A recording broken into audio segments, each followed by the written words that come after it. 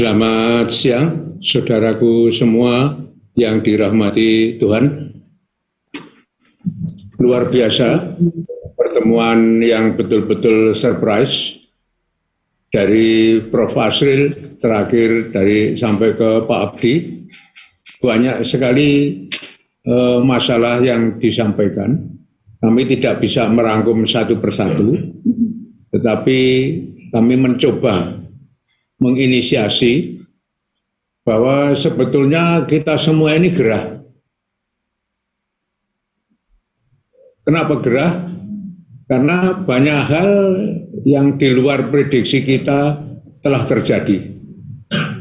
Yang paling kelihatan adalah pandemik COVID-19 ini. Ini merubah semua program yang ada. Kalau kami tarik garis merah dari sejak awal sampai akhir usulan atau arahan ataupun pendapat Bapak Ibu semua yang luar biasa hebatnya tadi, itu adalah terkesan pada saat kita dalam kondisi normal. Sekarang mari kita tinjau sebentar aja. Tadi sudah saya singgung pada pembukaan. Apakah kita sudah berpikir bahwa kita nanti akan dihadapkan pada satu fenomena baru yang betul-betul dilematis? Setelah COVID ini selesai, pandemik ini selesai, semua sektor, semua elemen yang ada dalam kehidupan masyarakat, baik itu industri, baik itu institusi yang lain, sosial maupun ekonomi, dan juga termasuk dunia pendidikan mengalami satu gerakan awal lagi. Tadi istilah saya reopening. Biaya untuk reopening ini akan sangat luar biasa besarnya. Mari kita pikirkan sejenak itu. Contoh aja sebuah hotel kecil yang punya 50 kamar, 2 tahun tidak ada penghuninya. Secara fisik memerlukan renovasi baru yang luar biasa besarnya. Kemudian yang sekarang baru marak menjadi bisnis di negara kita tercinta ini adalah masalah perizinan. Semua sektor sekarang harus memerlukan regulasi yang satu ini. Dan itu bukan merupakan pekerjaan mudah. Ya, karena memang kita rupanya masih senang dengan sistem birokrasi ini. Apakah itu salah? Tidak ada yang salah. Ya, memang tuntutannya mungkin seperti itu. Tapi sebetulnya mungkin juga bisa tidak seperti itu. Mari, di sisi yang lain, perkembangan dunia industri sudah betul-betul luar biasa. Kalau tadi disampaikan oleh Prof. Asril, kemudian dilanjut oleh Pak Wisnu, terkesan bahwa vokasi menjadi andalan utama. Betul itu. Dalam kondisi kira-kira 20 atau 30 tahun yang lalu.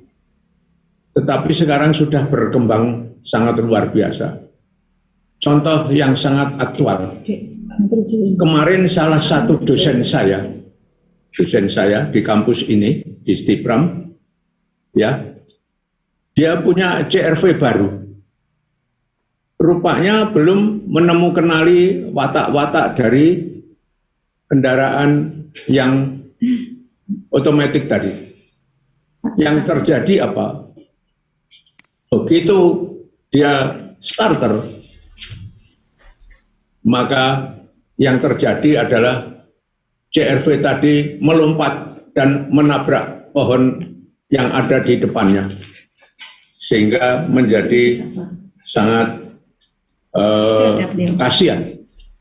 Nah, ini sebetulnya yang harus dipelajari. Bukan kok bagaimana overpersoneleng, bagaimana menghidupkan yang sangat mendasar. Contoh lainnya, mahasiswa saya di divisi kitchen belajar tentang cooking method, bagaimana mengupas kentang yang benar, bagaimana memotong daging yang benar. Pada saat dia terjun di hotel internasional yang super modern, bintang 5, nggak sanggup lagi mengikuti. Apakah harus seperti ini? Apa artinya diajari secara mendasar di dalam kegiatan itu? Selamat siang Bapak Menteri yang telah berkenan bergabung bersama kita. Selamat siang Pak Menteri. Siang Mas Menteri. Alhamdulillah sekali. Siang Pak Ketua Umum. Terima kasih. Itu kan dulu pada waktu asuransi belum? ya, selamat siang. Kayaknya udah tuh Pak. Contoh lainnya sekarang. Kayaknya udah. Kacau kalau belum Ya. biasa, kasihan tuh dosen. Oke, contoh lainnya ya sekarang betul-betul. Lanjutkan, Pak Ketua Umum. Ya, selamat siang Bapak. Alhamdulillah, mudah-mudahan doa kita semuanya tadi dikabulkan oleh Allah Subhanahu wa taala. Apalagi Pak Menteri berkenan hadir, saya yakin Allah melihatnya itu. Amin. Sehingga Amin. secara regulasi kita mendapatkan dukungan makin banyak lagi. Kalau Amin. kita semua yang hadir ini ada sekitar 250. Kemudian Pak Menteri datang, maka rupanya dukungannya menjadi 500. Wih, Itu yang bisa kita bayangkan. Ya, wih. saya lanjutkan kembali. Silakan Dulu Pak. kita tidak pernah memprediksi bahwa Tridharma perguruan tinggi itu salah satunya adalah tidak ada tatap muka. Yang ada adalah tatap tembok. Karena dilakukan dari work from home. Ya, tadi di awal sudah saya sampaikan, kita sudah menjadi bosan menjadi burung-burung yang ngoceh di dalam sangkar. Ya, itu kira-kira. Dulu tidak pernah kita prediksi itu. Lalu kurikulum daring itu bagaimana mengimplementasikannya tidak semudah yang kita bayangkan. Tidak semudah pada saat kita membuat kebijakan. Contohnya itu. Banyak hal yang kita tidak bisa prediksikan. Maka saya sangat setuju setelah membaca buku disertasinya Dr. Made Sujana, berjalan sambil belajar. Rupanya memang harus begitu. Kita harus berjalan tetap terus maju ke depan, tapi juga sambil belajar. Itulah yang ideal, ya. Menurut saya begitu. Sehingga kami bermohon yang terjadi tidak hanya sekedar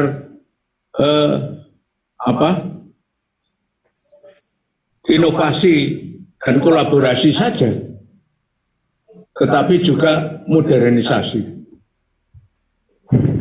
Kampus-kampus kita tidak lagi diajari mencuci piring dengan tangan masuk ke dalam kotak dalam box pencucian yang diharuskan dengan prokes, tapi harus menggunakan dishwashing machine.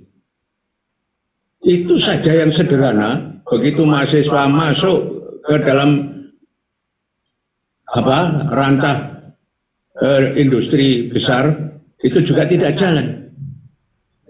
Maka saya setuju ke depannya kita berpikir kurikulum kita ini adalah bukan hanya kurikulum by skill, tetapi by modernisasi.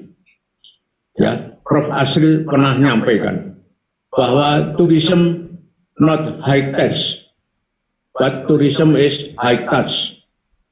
Rupanya sekarang harus dua-duanya, high touch dan juga high touch. High touch paling sekarang kenal karena harus mengikuti prokes cuci tangan dengan sabun. Minimal seperti itu. Ya. Itulah.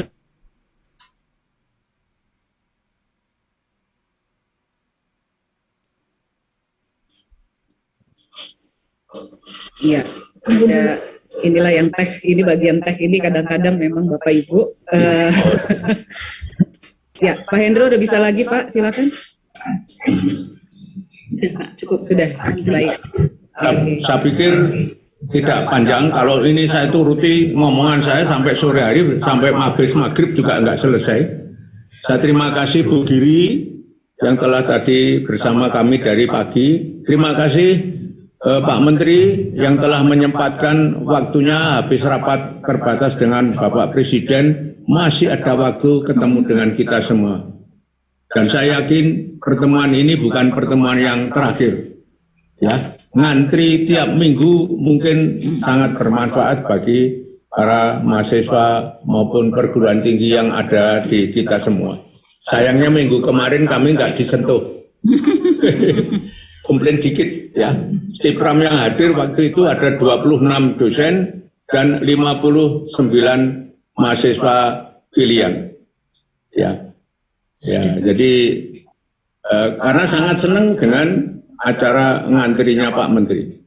Mungkin hanya itu yang bisa saya sampaikan. Sekali lagi terima kasih ya tak terhingga kepada seluruh sahabat, saudara, kawan-kawan semua dari seluruh perguruan tinggi pariwisata dari Aceh sampai ke Lombok.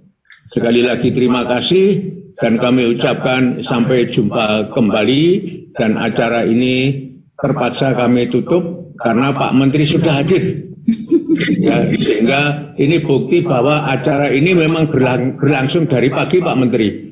Ya, terima kasih Pak Menteri berkenan hadir bergabung dengan kami, dan ke depan saya yakin Pak Menteri akan bersama dengan staf kementerian bergabung dengan kegiatan-kegiatan Hidikipari yang selanjutnya. Kami masih punya agenda acara Hidikipari masih banyak, termasuk pelatihan dosen dan sebagainya.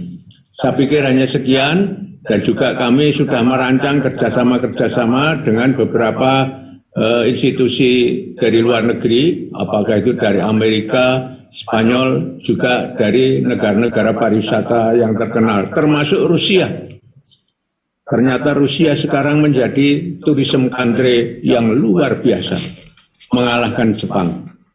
Itu kira-kira harapan kami, dan tadi ada sedikit usulan, kalau hanya kita mengandalkan skill saja, yakinlah kita akan ketinggalan jauh. Karena sekarang pedomannya adalah negara itu menjadi negara kaya raya dan besar kalau minimal 4% penduduknya adalah bergerak di bidang entrepreneur. Indonesia baru 1,8%, Jepang ada 4,8%. Jadi perbandingan seperti itu. Apakah bisa kita berbanding sejajar dengan itu? Saya pikir hanya itu. Terima kasih sekali lagi, terima kasih. Assalamualaikum warahmatullahi wabarakatuh. Om Santi Santi Santi Om. Terima kasih Pak Ketua. Ternyata sebelum menutup kita kedatangan Pak Mas Menteri kita yang luar biasa yang sudah kita tunggu-tunggu sebenarnya dari tadi sambil deg-degan apakah masih sempat Mas Menteri hadir. Kita berikan tepuk tangan dulu secara virtual maupun secara real ya Bapak Ibu semua. Mas Menteri, sebelum Mas Menteri menyampaikan arahan sambutan, kami izin memperkenalkan dulu Hidikipari, boleh ya Pak Sandi ya. Jadi saya persilahkan kepada Ibu Dr. Damiasih untuk memperkenalkan Hidikipari, menyampaikan profil kami. Silakan Bu. Pak Mas Menteri, Bu Ami ini sedang ulang tahun juga nih Mas Menteri.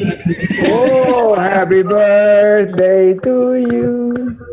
Happy birthday. Luar biasa. Thank you Mas Menteri.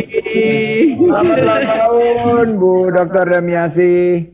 Amin, matur suwun. Ya, terima kasih. Baik, Silakan Mbak Ami. Ya, terima kasih Mbak Din. Bapak Ibu dan Mas Menteri, Ibu Giri, Pak Wisnu, dan bapak-bapak yang lain mohon izin, saya akan memperkenalkan dulu tentang apa itu Hidikipari kepada Mas Menteri, mumpung jadi kita agak molor sedikit nggak apa-apa ya, kan yang ditunggu jagoannya sudah datang nih, jadi harus dikenalin dulu ya. Baik, Hidikipari adalah Himpunan Lembaga Pendidikan Tinggi Pariwisata Indonesia Ini adalah merupakan asosiasi yang menaungi lembaga pendidikan tinggi pariwisata di Indonesia, baik negeri maupun swasta, dari Sabang hingga Merauke, dan berdiri pada tahun 1989 dengan jumlah anggota saat ini, Mas Menteri, mencapai 120 perguruan tinggi di Indonesia. Nah, sedangkan visi Hildikti-Pari, Mas Menteri, adalah merupakan asosiasi lembaga pendidikan tinggi pariwisata Indonesia yang mampu meningkatkan penghargaan dan kepercayaan masyarakat, pemerintah, industri pariwisata terhadap seluruh anggotanya, sehingga lembaga pendidikan tinggi pariwisata yang berkualitas, handal, yang berwawasan nasional maupun global. Kemudian yang berikutnya, Mas Menteri, ini bertujuan untuk membina dan mengembangkan keunggulan lembaga-lembaga pendidikan tinggi pariwisata seluruh Indonesia dalam proses belajar mengajar sebagai upaya melaksanakan Tridharma perguruan tinggi. Kemudian yang terakhir, Mas Menteri, ini akan Hildikti-Pari mengembangkan keilmuan pariwisata di Indonesia. Kita tahu bahwa pariwisata sebagai ilmu di Indonesia diakui adalah per April 2008, sehingga ini masih dalam kategori baru lah. Nah, perlu kami informasikan, Mas Menteri, bahwa Ketua Umum sekarang adalah Bapak Dr. Suhendro Yono, SHMM MPAR CSI CGSP. Beliau sekaligus Ketua Sekolah Tinggi Pariwisata Ambarukmo. Dan saat ini Hildikti-Pari memiliki 13 DPW, Dewan Pimpinan Wilayah, yang tersebar di seluruh Indonesia. Nah, perlu kami sampaikan, Mas Menteri, bahwa Hildikti-Pari sudah sekian lama mempunyai hubungan manis dengan Kemenparekraf. Nah, setelah ada Mas Menteri di Kemenparekraf ini, kami semua berharap hubungan manis ini tetap terjalin lebih manis lagi. Saya berharap seperti itu. Demikian, Mas Menteri, sedikit tentang Hildikti-Pari. Semoga Mas Menteri berkenan. Kami pandemen medsosnya Mas Menteri, jadi mohon maaf bisa kedosan sama mahasiswa. Baik, itu sekelumit tentang Hildikti-Pari, Mas Menteri. Untuk selanjutnya, Bapak Ibu masih tetap stay di sana, jadi masih 170 lebih. Kami persilakan Mas Menteri untuk memberikan arahan kepada kami bagaimana supaya kalau tadi sudah berdoa bersama untuk kemajuan dan bangkitnya pariwisata menuju Indonesia tangguh dan Indonesia tumbuh. Oleh karena itu kami persilakan Mas Menteri untuk memberikan arahannya kepada kami semua seluruh anggota Hildikti-Pari. Dipersilakan, Mas Menteri. Terima kasih Bu Birthday Girl, Ibu Dr. Damiasi. Bismillahirrahmanirrahim. Assalamualaikum warahmatullahi wabarakatuh. Salam sejahtera kita semua. Shalom, Om Swastiastu, Namo Buddhaya, salam kebajikan, salam sehat, salam Indonesia maju, penuh semangat. Yang sama-sama kita banggakan, Bapak Ketua Umum Hildikti-Pari, Bapak Suhendro Yono, bersama jajarannya ada Bu Sekjen Hildikti-Pari, Bu Dr. Dina Mutiara Lemi, yang menggunakan headphone, keren sekali kayak milenial seperti itu. Dan juga Ibu Dr. Damiasi yang berulang tahun. Barakallahu fi umrik, semoga diberikan. Amin, Allahumma amin. Terima kasih Mas Menteri, sehat selalu. Saya hormati Bu Giri dan seluruh jajaran Kemenparekraf, ada Pak Wisnu, ada dari 6 PTNP, ini ada Pak Anwari, saya lihat di sini. Hadir, ya Mas. Horas, Arifin tadi terlihat. Ya, hadir Mas Menteri. Ada Pak Arifin dan beberapa mungkin yang tidak terlihat di sini screen saya. Tapi pada intinya, ada Prof. Azril juga. Selamat siang, Ketua Dewan Juri Desa Wisata. Bapak Ibu pengurus Hildikti-Pari dan pimpinan dan seluruh institusi pendidikan tinggi pariwisata di Indonesia. Bapak Ibu peserta doa bersama Hildikti-Pari yang izin saya tidak bisa menyebutkan satu persatu. Ada Ibu Tambunan, Sontina Tambunan, ada Ibu Girsang, Horas Bapak. Horas Pak Menteri. Ya, ada juga Pak STT Fahrul Husain Habibi, luar biasa. Saya hadiahkan dulu, terutama untuk birthday girl, sebaik pantun. Makan siang paling enak pakai nasi tunjang.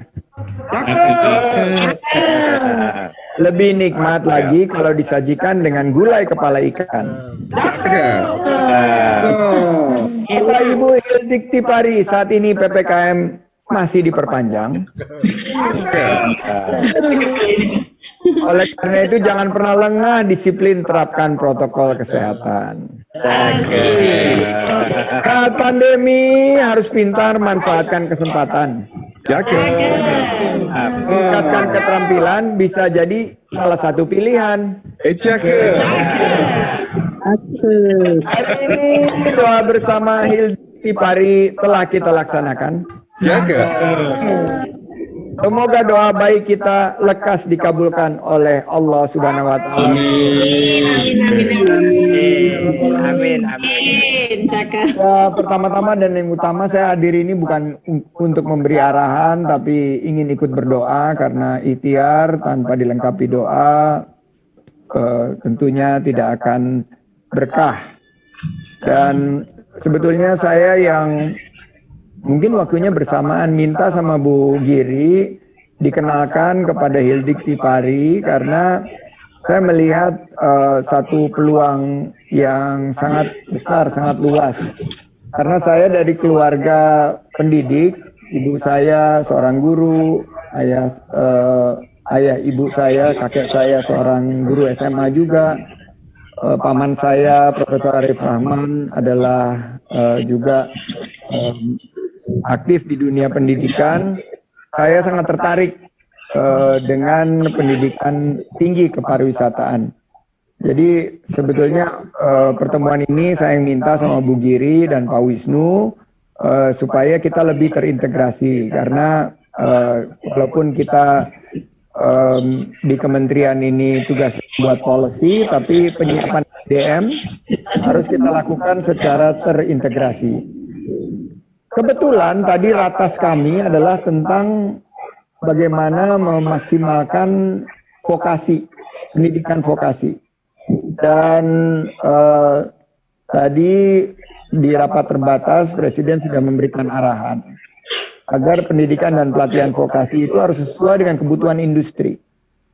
Oleh karena itu, apa yang kita lakukan di Hildik Tipari ini, termasuk 6 PTNP juga bukan hanya reskill dan upskill, tapi juga bagaimana kita bisa menetapkan apa profesi yang dibutuhkan, kapan dibutuhkannya, di mana saja wilayahnya, seberapa banyak dan oleh siapa. Nah, koordinasi ini yang diperlukan di saat pandemi, saat kita lagi mempersiapkan pariwisata era baru. Yang kedua, Bapak Ketua Umum dan jajaran adalah Presiden menyampaikan diperlukannya integrasi antara dunia usaha, sektor usaha industri, dan kita di bidang pendidikan.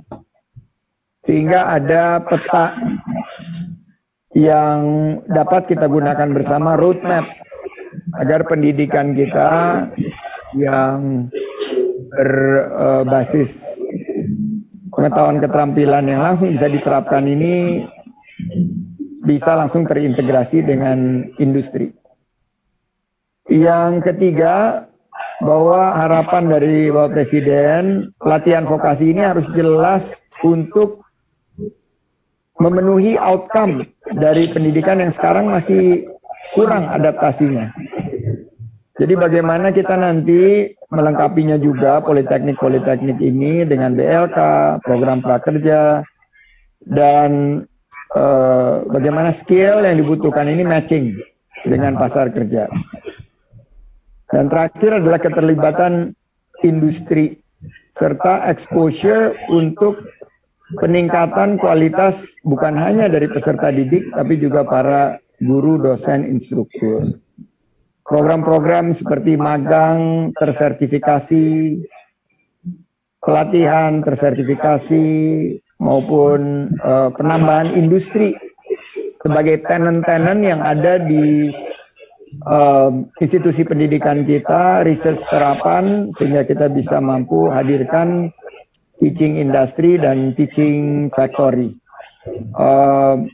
Anggaran tentunya harus ditingkatkan, tapi harus lebih terkoordinasi karena kita juga tadi PR-nya adalah bagaimana banyak sekali kegiatan yang tercecer ini bisa dikonsolidasikan. Jadi saya ingin Bapak Ibu-Ibu sebagai yang mengelola 34 juta rakyat Indonesia yang menggantungkan pekerjaannya di sektor pariwisata dan ekonomi kreatif ini bisa menjadi mitra kita. Jadi harapan kita dengan kekuatan doa yang tadi sudah disampaikan, dengan bergotong royong kita berkoordinasi, dan nanti di program-program kita seperti tadi Pak Ketua Umum menyampaikan ngantri, kita akan berikan materi-materi tentang pariwisata. Dan ini yang langsung dengan praktisi sesuai dengan konsep kita Merdeka Belajar maupun juga magang merdeka dan magang bersertifikat dan studi independen bersertifikat. Jadi nanti ngantri kami tiap hari Minggu dan kita akan perluas dengan beberapa kegiatan lagi, akan ada materi-materi yang mungkin nanti bisa dipraktekkan oleh para peserta didik maupun para dosen dan instruktur.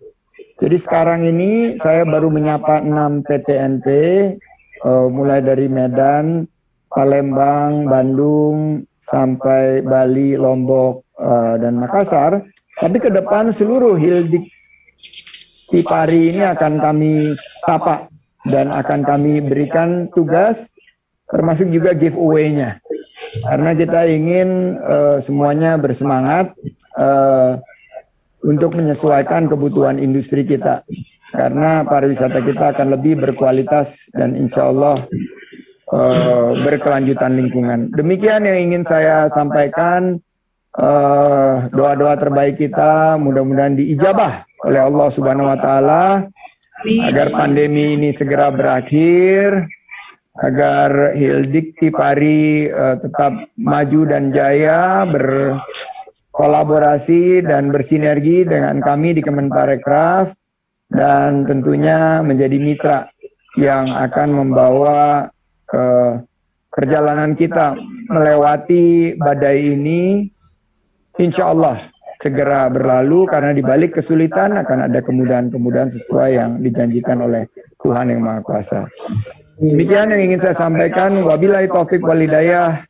Wassalamualaikum warahmatullahi wabarakatuh. Om Santi Santi Santi Om.